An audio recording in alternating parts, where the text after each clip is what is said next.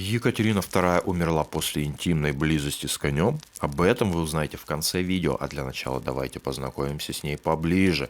Кем была Екатерина II, что она сделала для страны и чего сделать так и не смогла. Удивительно, что Екатерина II в то далекое и смутное время считалась чуть ли не величайшей женщиной того времени. Она была не только умна, поначалу красиво, но и уверенно правила огромной страной на протяжении 34 лет. При этом напомню, что общество того времени было крайне патриархальным, и женщин всерьез не воспринимали от слова совсем. Отсюда и рождаются всякие легенды, а некоторые из них даже оказываются правдой. И Екатерина действительно была любвеобильна и частенько меняла своих фаворитов. Официальной истории известно 12 имен ее любовников, но даже из собственных отношений с любовниками Екатерина смогла извлечь определенную политическую пользу. Эти мужчины служили своеобразным буфером между императрицей и теми мужчинами, которые стремились ограничить ее власть и влияние как женщин.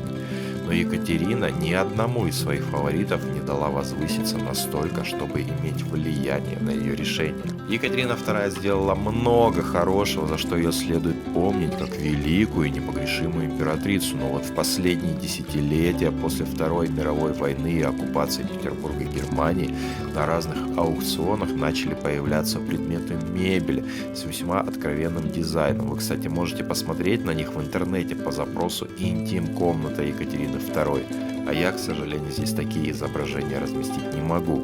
Все мы знаем про разграбленную и вывезенную янтарную комнату. Теперь вы знаете и то, что нацисты разграбили и комнату для интимных утех и императрицы Екатерины II. А в общем, императрица была еще той женщиной с отменной, я бы сказал, фантазией. И как бы зная подобные факты, уже не считаешь вруном историка Волошевского, с которого пошла легенда про коня.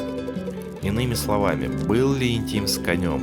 Ну, возможно, и был. Самого интима было больше, чем достаточно. Если в 60 лет ты имеешь любовника, которому исполнилось 22 года, тебя реально можно называть шальной императрицей и женщиной без комплексов. И все мы прекрасно знаем, как на самом деле умерла Екатерина II. С ней случился инсульт, когда императрица находилась в уборной.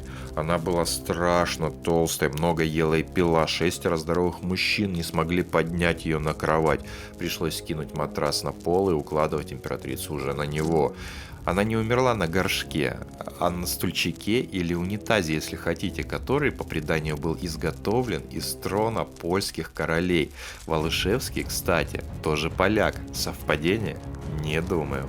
Ну а так, женщина-императрица была приотличной, презирала крепостное право, хотя бороться с ним не имела никакой возможности, содержала дом для сирот и не продавала Аляску. Это случилось позже, уже во времена правления ее внуков. Еще больше уникальной и интересной истории в наших следующих видео смотрите, не пропустите.